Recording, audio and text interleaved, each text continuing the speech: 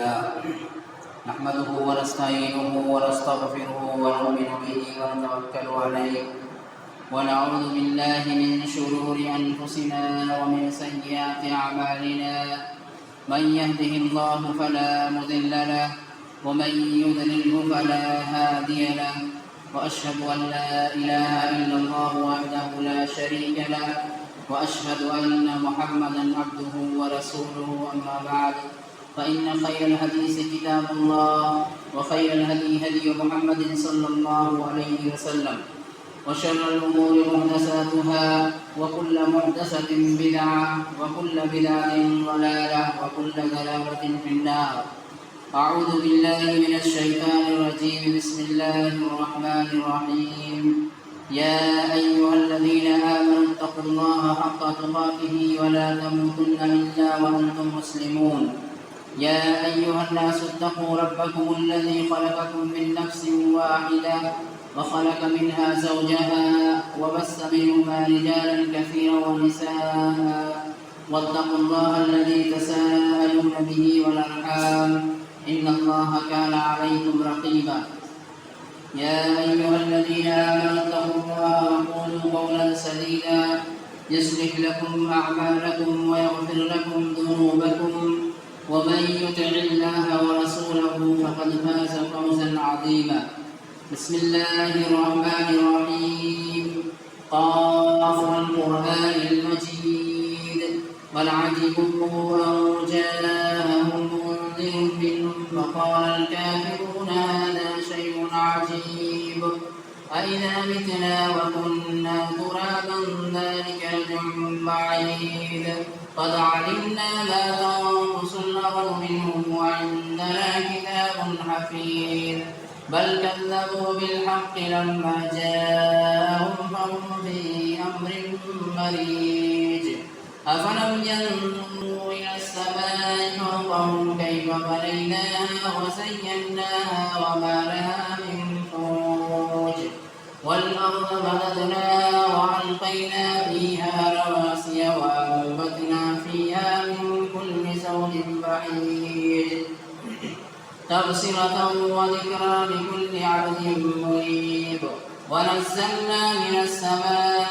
ماء مباركا فأنبتنا به جنات وحب الحصيد والنخل باسقات لها طلع نضيد رزقا للعباد وأحيينا به بلدة ميتا كذلك الخروج كذبت قبلهم قوم نوح وأصحاب الرس وثمود وعاد وفرعون وإخوان لوط وأصحاب الأيكة وقوم تبع كل كذب الرسل فحق وعيد أفعينا بالخلق الأول بل هم في لبس من خلق جديد.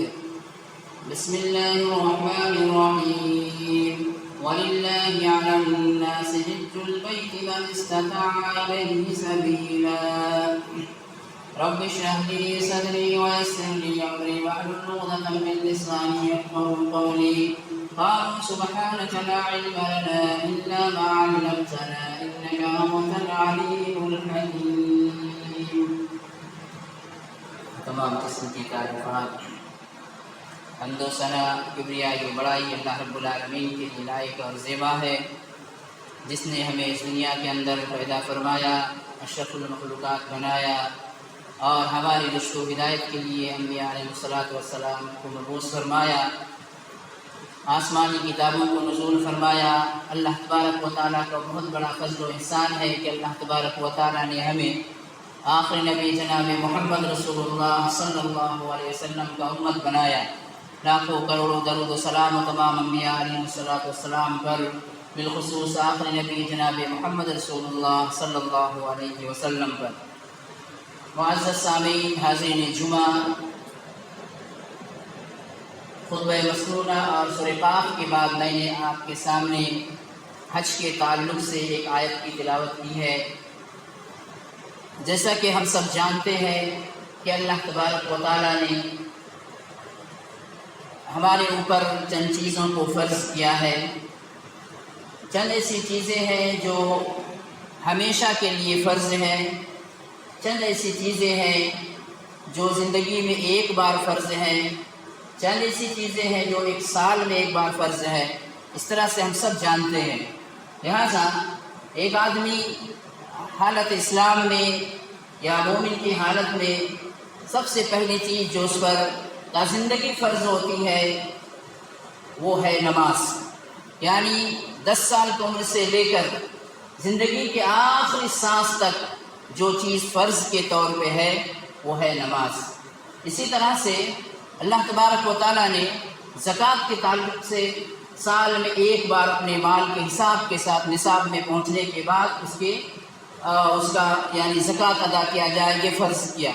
اسی طرح سے سال میں ایک مرتبہ رمضان کے مہینے کا روزہ فرض کیا، اور زندگی میں ایک بار اللہ تبارک و تعالیٰ نے حج کو فرض کیا، من استطاع الیہ سبیلا، شرط کے ساتھ کہ جو انسان وہاں تک جانے کی استطاعت رکھتا ہے۔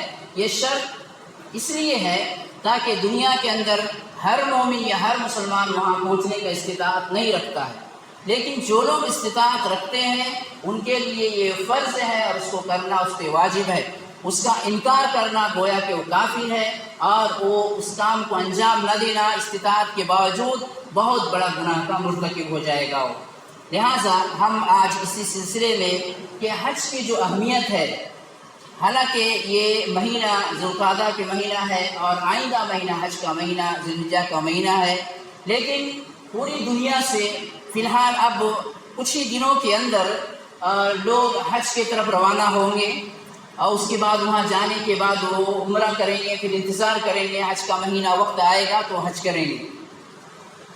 اس سلسلے میں ہمارے نزدیک حج کی کیا اہمیت ہے، یا حج کے تعلق سے جو غلط فہمیاں ہمارے نزدیک ہے اس کو سمجھنا چاہیے، اس کو جانیں گے تبھی جا کر یہ جو اتنا بڑا فرض اللہ تبارک و تعالیٰ نے ہم پہ عائد کیا ہے یا ہمارے لیے فرض کیا ہے، تو ہم اس کے لیے کوشش کریں گے، اور صاحب استطاعت ہوتے ہی ہم سب سے پہلے اس چیز کو، اس فرض کو ادا کریں گے۔ لہٰذا اللہ تعالیٰ نے فرمایا وَلِلَّهِ عَلَى النَّاسِ حِجُّ الْبَيْتِ مَنِ اسْتَطَاعَ إِلَيْهِ سَبِيلًا، اور اللہ کے لیے حج البیت، اللہ کے یعنی بیت اللہ کا حج کیا جائے۔ وَلِلَّهِ عَلَى النَّاسِ حِجُّ الْبَيْتِ مَنِ اسْتَطَاعَ إِلَيْهِ سَبِيلًا، کہ جو اس سبیل کو، اس راستے کو طے کرنے کی استطاعت رکھتا ہے، یعنی وہاں پہنچنے کی استطاعت رکھتا ہے۔ تو اللہ تبارک و تعالیٰ نے اس کے ذریعے یہ ہمارے اوپر فرض کر دیا ہے۔ حج کا جو معنی ہے قصد کرنا، رخ کرنا، ارادہ کرنا۔ ایک آدمی جب حج کے لیے ارادہ کرتا ہے، اس کے بعد اس کا جو شرعی معنی ہے کہ ایک مخصوص دنوں میں مخصوص اعمال، مخصوص افعال کے ساتھ ایک مسجد حرام پہنچنا، اور وہاں کے جو مشاعر ہے یا جہاں جہاں جانے کا ہے، اللہ کے رسول کے بتائے ہوئے طریقے کے مطابق ان افعال کو، ان کاموں کو انجام دینے کا نام حج ہے۔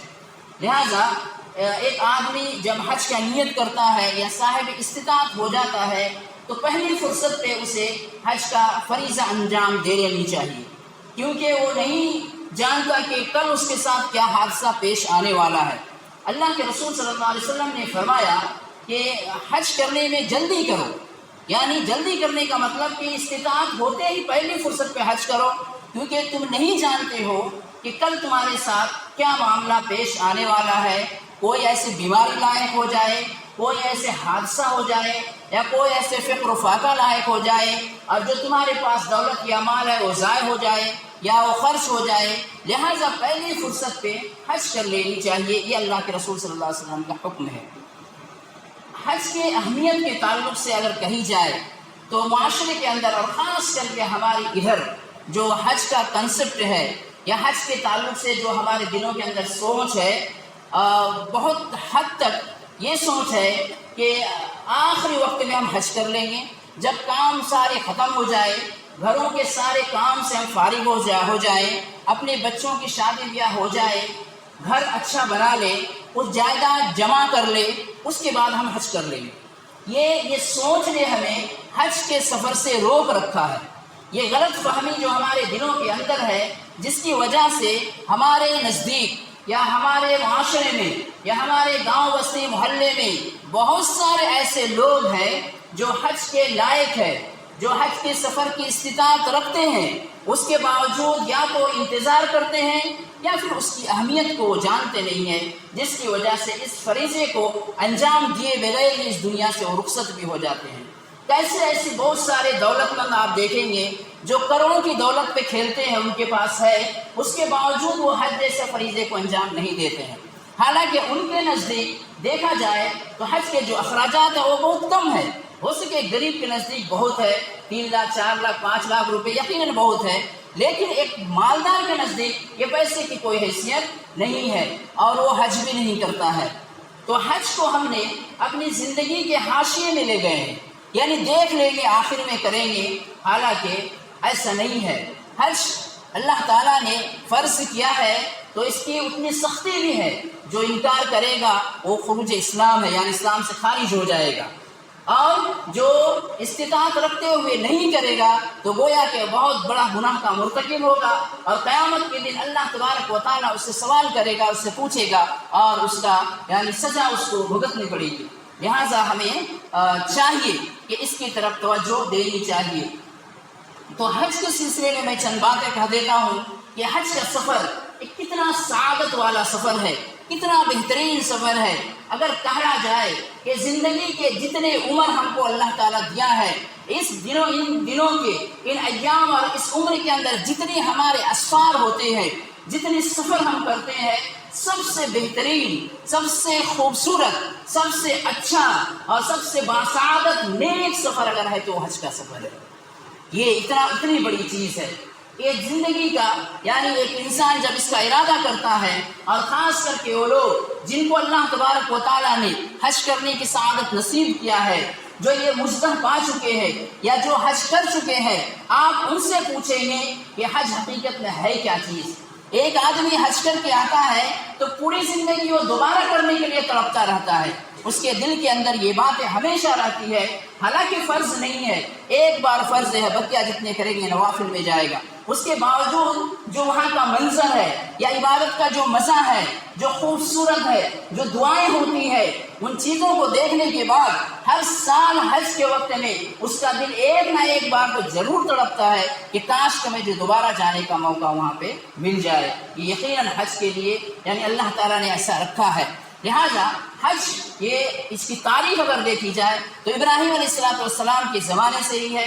اللہ تبارک و تعالیٰ نے ابراہیم علیہ السلام کے ذریعے ایک ندا لگوائی، ایک صدا لگوائی، وَأَذِّن فِي النَّاسِ بِحَجٍّ يَأْتُوكَ رِجَالًا يَأْتُونَ مِن كُلِّ فَجٍّ عَمِيقٍ، کہ آپ ایک آواز لگائیے لوگوں کے درمیان کہ وہ جب وَأَذِّن فِي النَّاسِ بِحَجٍّ يَأْتُوكَ رِجَالًا، تو لوگ پیادہ یعنی پیدل اور اونٹوں پہ سوار ہو کے دنیا کے کونے کونے سے حج کے لیے پہنچیں گے۔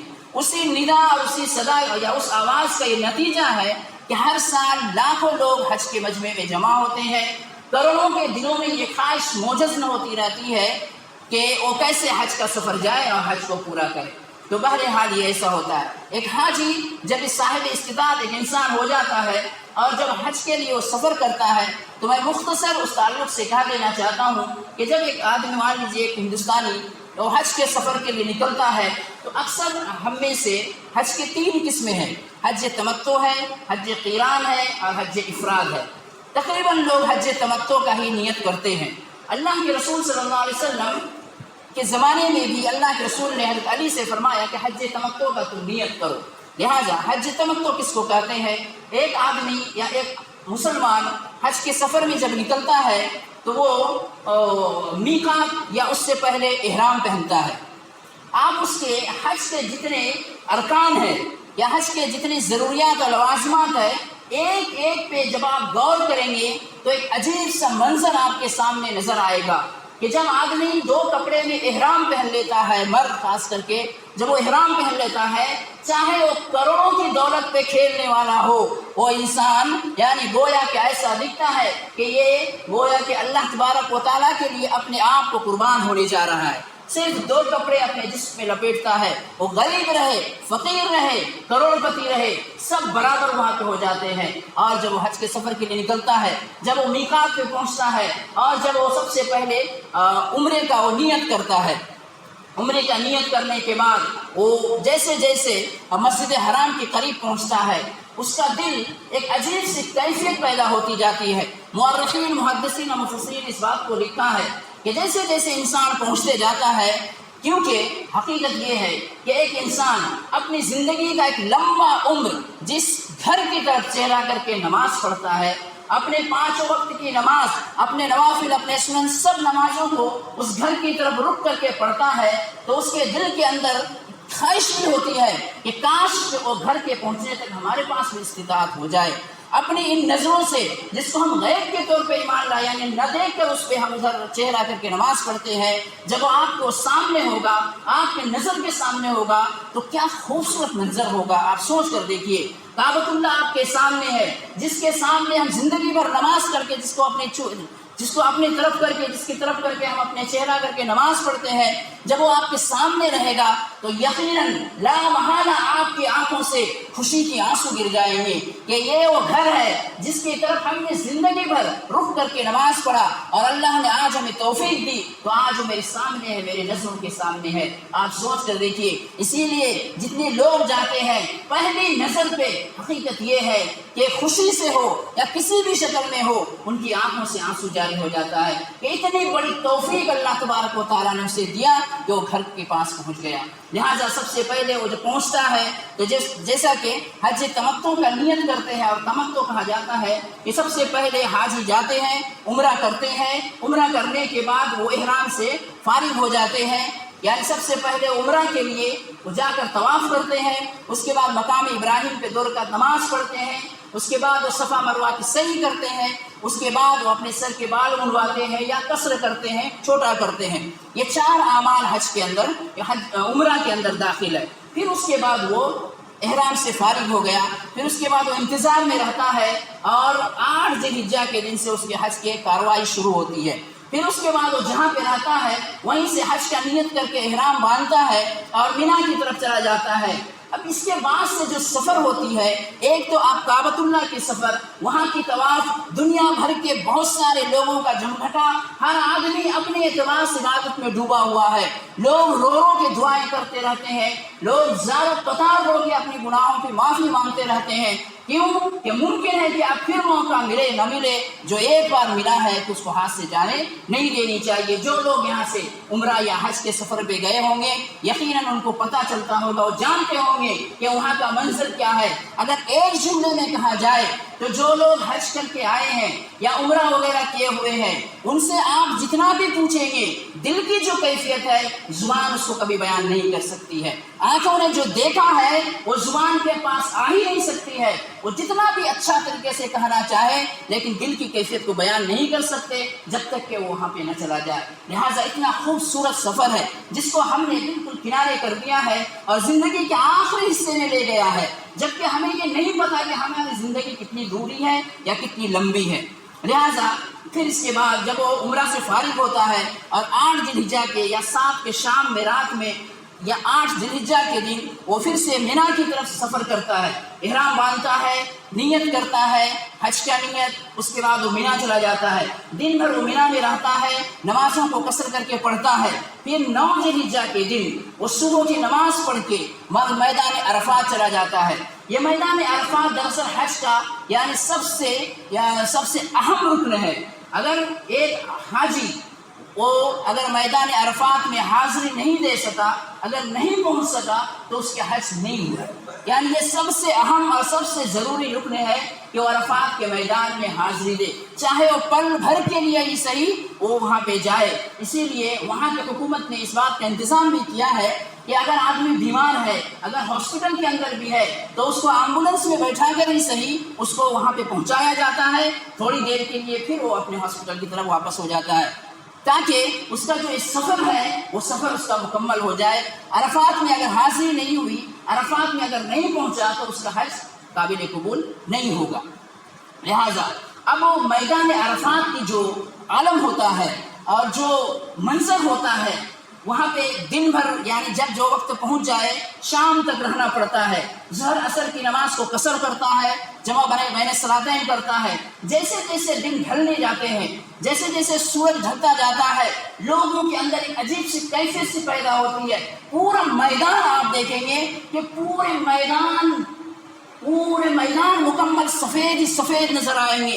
हर आदमी हाथों को उठाकर ज़ारो कतार रोता रहता है, इतना रोता है कि सिसकियाँ लेना शुरू करता है, हिचकियाँ बन जाती है। क्यों? अल्लाह ताला ने कहा कि मैदान अरफात में जो दुआ किया जाता है वो कबूल होती है।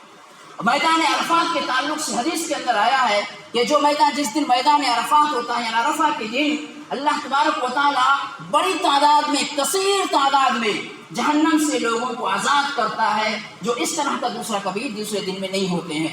लिहाजा एक हाजी के लिए सबसे ज़्यादा अहमियत वाला दिन, सबसे ज़्यादा अहमियत वाला वक्त होता है अरफात में।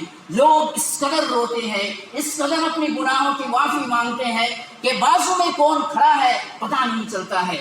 गोया कि मैदान हश्र की तरह मालूम होता है। जैसे जैसे सूरज ढलता जाता है वैसे ही लोगों की दुआओं में मजीद बढ़ती जाती है, कसरत से दुआ करते हैं। आप जिधर भी नज़र घुमाएंगे, जहाँ तक आपकी नज़र जाएगी, लगेंगे कि सारे के सारे फरिश्ते खड़े हुए हैं, सफ़ेद लिबास में मलबूस, सबके हाथ उठे हुए हैं, सबकी आंखों से आंसू जारी है, सब के सब रो रहे हैं।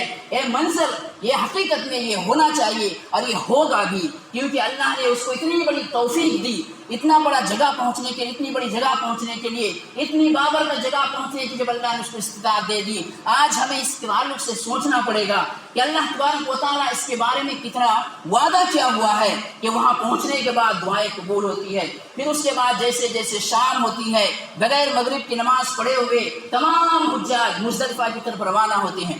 मुज़दलिफ़ा एक बहुत बड़ा मैदान है। जब वहाँ पे जाते हैं, जिस वक्त भी जो पहुँचे, मगरिब और इशा की नमाज एक साथ पढ़ते हैं, दुआएं करते हैं, फिर वहाँ पे आराम करते हैं। वो मुज़दलिफ़ा का मैदान कैसा है? ऊपर कोई टेंट नहीं लगा रहेगा, ऊपर आसमान है, नीचे ज़मीन है। चाहे करोड़पति हो, चाहे गरीब हो, चाहे अमीर हो, फ़कीर हो, छोटा हो, बड़ा हो, सब उसी में रात गुजारते हैं और अल्लाह से दुआएं करते हैं। फजर की नमाज अदा करते हैं, फिर दुआ करते हैं। करने के बाद तलबिया कहते हुए लब्बैक अल्लाहुम्मा लब्बैक, लब्बैक ला शरीका लक लब्बैक, इन्नल हम्दा वन निअमत लक वल मुल्क ला शरीका लक, कि सदाएं गूंजती है पूरे वादी, यानी इस आवाज़ से गूंजती रहती है। फिर वहाँ से वो मिना की तरफ जाते हैं, उसके बाद कंकरी वगैरह मारने का काम करते हैं। बहरहाल ये हज का मुख्तसर, उसके बाद जो है अगर कोई जा रहा है तो उसको समझनी चाहिए। वहाँ पर भी बहुत सारे ऐसे लोग हैं जो रहनुमाई करते रहते हैं कि क्या क्या अरकान किसके बाद करना है। ये बहुत आसान है, वहाँ पे आसान कर दिया गया है। मेरा मतलब कहने का ये है कि हमने हज के ताल्लुक से जो गलत फहमियाँ अपने दिलों के अंदर पैदा कर लिया है, हालांकि सिर्फ हिंदुस्तान, पाकिस्तान, बांग्लादेश वगैरह के लोगों को छोड़ दिया जाए तो पूरे जितने सारे अलग मुल्कों से जो आते हैं वो बिल्कुल जवानी के आलम में रहते हैं। जवानी के आलम में वो हज करने के लिए जाते हैं, उसका जवानी के आलम में हज करने जाते हैं। तो इसका जो मज़ा है, यानी एक ज़ईफ़ उम्र गया है, जिसके उम्र 60-70 साल हो गए हैं, कमज़ोरी आ गई है, चलने फिरने उसके लिए मुश्किल है, तो बड़ी मुश्किल से वह अरकान हज को अदा करेगा। लेकिन जब एक इंसान हट्टा कट्टा हो, जवानी के आलम में वहाँ पहुँचेगा तो इबादत करने का मज़ा कुछ और ही होगा। लिहाजा हम जवान समझते हैं कि पहले दुनिया के सारे मसाइल हल कर लें, पहले जायदाद जमा कर ले, पहले गाड़ी बंगला कर ले, उसके बाद हज को जाएंगे, जब तक कि हमारी उम्र निकल जाती है। ऐसा नहीं होनी चाहिए। जिंदगी के जितने काम हैं, सब कामों में से सबसे पहले काम को तरजीह देनी चाहिए कि मैं कैसे इस फर्ज को अदा कर लूँ। आज अगर कहा जाए तो हम जब इरादा करते हैं घर बनाने के लिए, तो घर बनाने वाले जानते हैं कि कितने लाख उसके अंदर खर्च कर देते हैं। 20, 25, 30, 40, बसा होगा 50 लाख पहुँच जाता है। कल क़यामत के दिन अल्लाह ताला अगर हमसे सवाल कर देगा कि तुमने जो 50 लाख की बिल्डिंग बनाई थी, उस 5 लाख वहाँ से लेकर हज कर लेते, बकिया को तुम बिल्डिंग बना लेते, तो क्या अल्लाह ताला के सामने हम जवाब देंगे? अल्लाह ताला कहेगा मैंने तुमको दौलत तो दिया, लेकिन तुमने दौलत को गलत रास्ते पे खर्च किया, या पूरी दौलत को अपनी दुनियावी ज़िंदगी बनाने के लिए खर्च कर दिया। आप बताइए कि आज ऐसा माहौल है या नहीं? हम हमेशा यही चाहते हैं कि हमारे पास अच्छी गाड़ियाँ हो। एक आदमी इरादा करता है और 10 लाख की गाड़ी ले लेता है, 20 लाख की गाड़ी ले लेता है। एक आदमी इरादा करता है और 20 लाख का घर का फाउंडेशन डालता है और घर बनाना शुरू कर देता है। काश कि हमारे दिल में ये भी आ जाता कि हम हज से फारिग हो जाएं, काश कि हम हज के फरीज़े को अंजाम दे लें, जो इतना सादत वाली चीज़ है। यकीनन इससे बेहतर और कोई सफ़र नहीं है। लेकिन ये सारी चीज़ें हमारे माहौल के अंदर मालूम होती जा रही है, यानी हमारे अंदर जो गलत फहमियाँ है इन चीज़ों को दूर करनी चाहिए। और हज जिस वक्त फ़र्ज हो जाए, ज़िंदगी में कोई ज़रूरी नहीं कि हमें आखिर वक्त ही फ़र्ज होगा। हम जवानी के आलम में अल्लाह ने हमें इतना दौलत दे दिया कि आप इस्तिताअत हो गए, फौरी तौर पर हज कर लेनी चाहिए। मुमकिन है कि कल चल के हम फिर गरीब हो जाएं, ये दौलत हमारा ज़ाय हो गया या खर्च हो गया कहीं भी, लेकिन वक्त आया था, हज हम पे फ़र्ज हुआ था, हमने उसको अदा नहीं किया, क़यामत के दिन उसका जवाब देना पड़ेगा। तो मुअज़्ज़ज़ सामीन, कहने का मतलब ये है कि हम अपने ज़िंदगी के जितने शेड्यूल बनाए हुए हैं, हमारे पास जितनी फहरिस्त है कि ये करना है, उसमें हज को सबसे अव्वल फहरिस्त पे रख देनी चाहिए कि हमारे पास इस्तिताअत हो जाने ही। और इस्तिताअत कैसे होगा, उसके लिए कोशिश करना पड़ेगा, उसके लिए मेहनत करनी पड़ेगी, उसके लिए जमा करना पड़ेगा, उसके लिए पैसा को इकट्ठा करना पड़ेगा, उसे नियत से करना पड़ेगा। यकीन मानिए दुनिया के अंदर ऐसे लोग भी हैं और इसमें दुआओं की भी बहुत बड़ा उसके अंदर कारनामा है।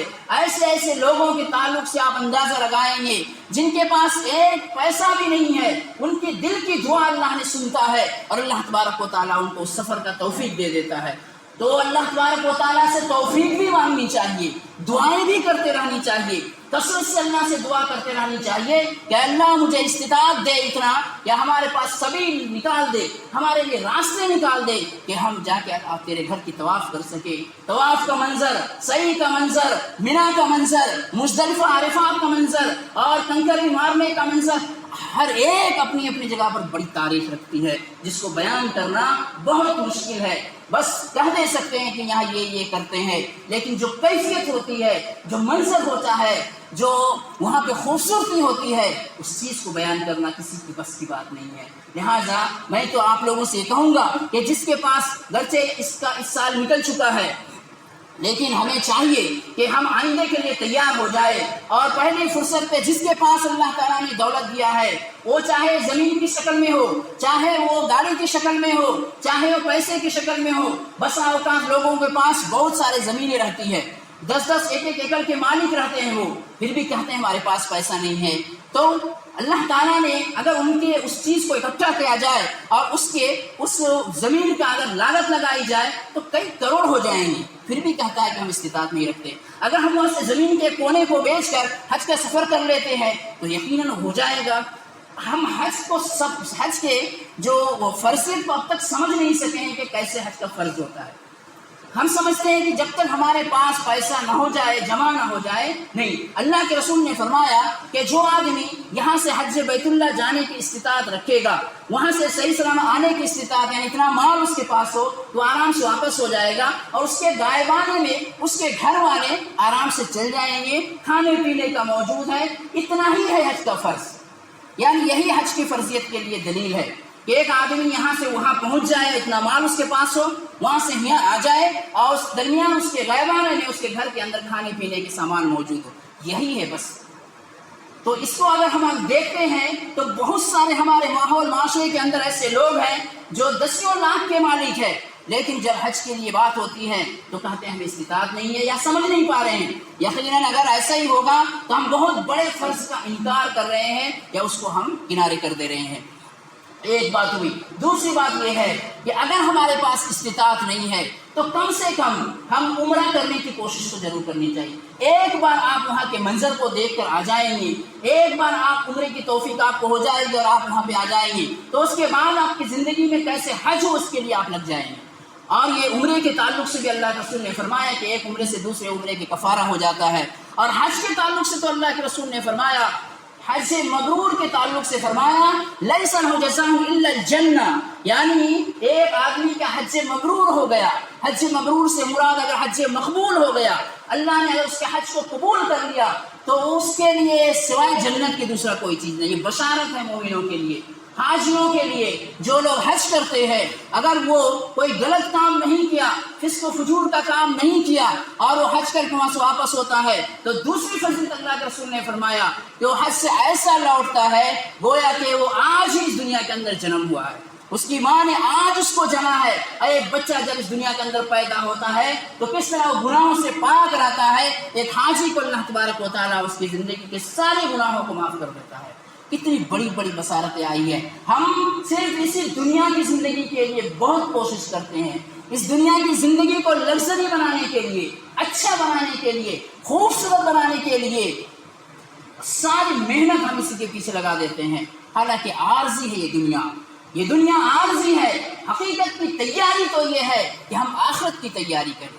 والآخرۃ خیر وابقیٰ، وہی زندگی باقی رہنے والی ہے، آخرت ہی باقی رہنے والی ہے۔ لہٰذا اگر اللہ نے آپ میں سے کسی کے پاس دولت دیا ہے تو دولت کو یوں ہی خرچ نہ کر دیجئے، پوری زندگی کو، ضروریات تو سب کی ہے، ہم جتنی چیزیں لیں گے سب ہماری ضروریات پہ ہے۔ آدمی کو چاہیے کہ کتنا میں ہم چل جائیں گے، اس کے بعد کے پیسے کو عمرہ یا حج میں لگا دینے چاہیے۔ زندگی میں ایک بار فرض ہے، لیکن اس ایک بار کا اللہ تبارک و تعالیٰ نے بدلہ اتنا دیا ہے، وہ زندگی بھر دوسرے کام کرے گا تو اتنا بدلہ نہیں پائے گا۔ تو میرے بھائیو، یہ سوچنے کی بات ہے، اور جوانی کی عمر میں آپ کیجیے۔ حج اگر کرنا ہے تو ارادہ کیجیے۔ یہ الگ بات ہے کہ اللہ کی توفیق ہماری کس عمر میں ہوگی اللہ کو معلوم، لیکن ہماری کوشش ہونی چاہیے۔ اگر جوانی کی حالت میں جائیں گے تو آپ کی، جیسا کہ اللہ کے رسول نے فرمایا جوانی کی عبادت اللہ تبارک و تعالیٰ کو سب سے زیادہ پسند ہے، ویسے ہی آپ وہاں پہ کوئی تکلیف محسوس نہیں کریں گے۔ لوگ آتے ہیں، اپنا تجربہ دکھاتے ہیں، بتاتے ہیں کہ بہت مشکل ہے حج کرنا، چلنا مشکل، پھرنا مشکل ہے، طواف میں مشکل ہے، مزدلفہ میں مشکل ہے، عرفات میں مشکل ہے، کنکری مارنے میں مشکل ہے۔ کیوں کہ ہم نے اپنے عمر کے اس حصے میں گیا ہے جب ہم کو چلنا مشکل ہو گیا، اٹھنا بیٹھنا مشکل ہو گیا، تو ظاہر سی بات ہے پریشانی تو ہوگی۔ ایک آدمی جوانی کی عمر میں جا کر دیکھ لے، یقین مانیے کہ کوئی تکلیف نہیں ہے، بڑا مزہ آتا ہے عبادت کرنے میں۔ رات بھر آپ کعبۃ اللہ کے سامنے بیٹھ کے دعائیں کرتے رہیں گے، آپ کو سمجھ میں نہیں آئے گا کہ کب آپ کا وقت گزر گیا۔ ایسے لوگ ہیں۔ تو میرے بھائیوں، میرا کہنا یہ ہے کہ جس کے پاس کم دولت ہے، آپ عمرہ ایک مرتبہ کر لیجئے، آپ کو پتہ چلے گا وہاں کا منظر کیا ہے۔ نیکی اور ثواب تو پائی جائیں گے، اس کے ساتھ ساتھ آپ کو دل میں لگے گا کہ کاش کہ میں حج کے لیے بھی کوشش کروں، اور یقیناً کوشش کرنے والے کے لیے اللہ تعالیٰ راہ ہموار کر دیتا ہے، راہ نکال دیتا ہے۔ لہٰذا اس دنیا کی زندگی کو تھوڑا سا روک کر، یا تھوڑا سا تکلیف ہی صحیح، تھوڑی پریشانی ہی صحیح، کوئی بات نہیں ہے، حج کر لینی چاہیے اگر اللہ نے استطاعت دیا ہے۔ اور نوجوانوں سے گزارش کروں گا کہ اگر آپ کے پاس دولت ہے تو سفر کیجئے، آپ عمرے کی سفر کیجئے، جائیے اس کعبۃ اللہ کی طواف کیجئے جس کعبۃ اللہ کی طرف ہم ہمیشہ چہرہ کر کے نماز پڑھتے ہیں، اس صفا اور مروہ کی سعی کیجئے جس صفا اور مروہ ابراہیم علیہ السلام اور حاجر علیہ السلام کی تاریخ بیان کرتی ہے۔ آپ کے چہرے، آپ کی آنکھیں چوکا اندھا ہو جائے گا، آپ عجیب سی چیز محسوس کریں گے کہ کیسے منظر ہے آدمی جب اپنے آپ کو پیش کر دیتا ہے۔ لہٰذا میں حج کے تعلق سے بس ایک ابھارنے کے لیے آپ سے باتیں کہہ رہا ہوں کہ حج ہم پہ فرض ہے، اگر استطاعت ہے تو ضرور کر لینی چاہیے، ورنہ قیامت کے دن بڑا سخت عذاب کا سامنا کرنا پڑے گا، یا سوال کا سامنا کرنا پڑے گا۔ اللہ نے جس کو استطاعت دیا ہے پہلی فرصت پہ وہ ابھی سے حج کے لیے کوشش کرنا شروع کر دے اور پہلی فرصت سے اس سے فارغ ہو جائے۔ یقین مانیے، ایک آخری حدیث سنا کر میں آپ کے سامنے ختم کرتا ہوں بات کو۔ اللہ کے رسول نے فرمایا حج کرنے والے فقر و فاقہ میں کبھی مبتلا نہیں ہوتا ہے۔ حج کرنے والے کے جو خرچ ہوتے ہیں اس سے فقیری نہیں آتی ہے، وہ جو پیسہ اللہ کے راستے میں اس نے خرچ کیا ہے اس کے ذریعے اللہ تبارک و تعالیٰ اس کو دنیا بھی اچھا کر دیتا ہے، اور دین تو الحمدللہ بن ہی جائے گی، آخرت تو اس کا ضرور بن جائے گا۔ تو یہ اللہ تعالیٰ اللہ کے رسول کا اعلان ہے۔ لہٰذا ہمیں اس بات کو ڈرنی نہیں چاہیے کہ ہم حج کے سفر میں جائیں گے 5 لاکھ ختم ہو جائے گا، نہیں، اللہ تعالیٰ اس کا بدلہ بہت بڑا دینے والا ہے، دنیا میں بھی آخرت میں بھی۔ جب اللہ کے رسول کی یہ بات ہے وہ انسان فقر و فاقہ میں مبتلا نہیں ہوگا تو پھر یقیناً وہ یقین ہمیں ہونی چاہیے۔ لہٰذا ہر ایک سے گزارش ہے کہ کوشش ہمیں کرنی چاہیے کہ جو لوگ صاحب استطاعت ہے، مستطیع ہے اور وہاں جانے کی استطاعت رکھتے ہیں، پہلی فرصت پہ حج کی تیاری کیجیے۔ اور ہم نوجوان یعنی جس کے پاس کم دولت ہے، کم ہے، پھر بھی کوشش کرنی چاہیے کہ حج کا سفر کے ساتھ یا تو عمرہ بھی کم سے کم کر کے آ جائے۔ اللہ سے دعا ہے کہ اللہ تبارک و تعالی ہم تمام مسلمانوں کو اس بڑے فریضے کو انجام دینے کی توفیق عطا فرمائے۔ ہم میں سے جو لوگ صاحب استطاعت ہے ان کو اللہ تعالیٰ جلد سے جلد حج کا فریضہ انجام دینے کی توفیق عطا فرمائے۔ جو صاحب استطاعت نہیں ہے اللہ تبارک و تعالیٰ ان کو راستہ ہموار کر کے صاحب استطاعت بنا دے تاکہ وہ یہ بہت بڑے فرض کو انجام دینے کی کوشش کرے۔ اللہ ہم سب کو ان باتوں پہ عمل کرنے کی توفیق عطا فرمائے۔ آمین وآخر دعوانا الحمدللہ رب العالمین۔ بارک اللہ لنا ولکم فی القرآن المجید ونفعنا وإياكم بالآيات والذکر الحکیم انہ تعالی جواد کریم ملک رؤوف الرحیم ورب الحلیم۔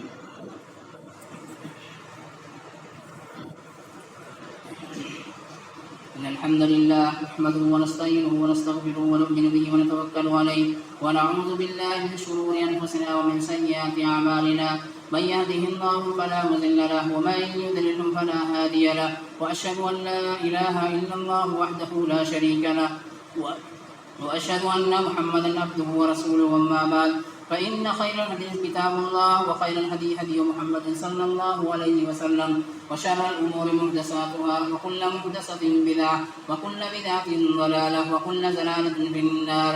أعوذ بالله من الشيطان الرجيم بسم الله الرحمن الرحيم إن الله وملائكته يصلون على النبي يا أيها الذين آمنوا صلوا عليه وسلموا تسليما اللهم صل على محمد وعلى آل محمد كما صليت على إبراهيم وعلى آل إبراهيم إنك حميد مجيد اللهم بارك على محمد وعلى آل محمد كما باركت على إبراهيم وعلى آل إبراهيم إنك حميد مجيد اللهم من نصر دين محمد صلى الله عليه وسلم واخذل من خذل دين محمد صلى الله عليه وسلم عباد الله رحمكم الله إن الله يأمر بالعدل والإحسان وإيتاء ذي القربى وينهى عن الفحشاء والمنكر والبغي يعظكم لعلكم تذكرون اذكروا الله يذكركم وادعوه يستجب لكم ولذكر الله أكبر والله يعلم ما تصنعون۔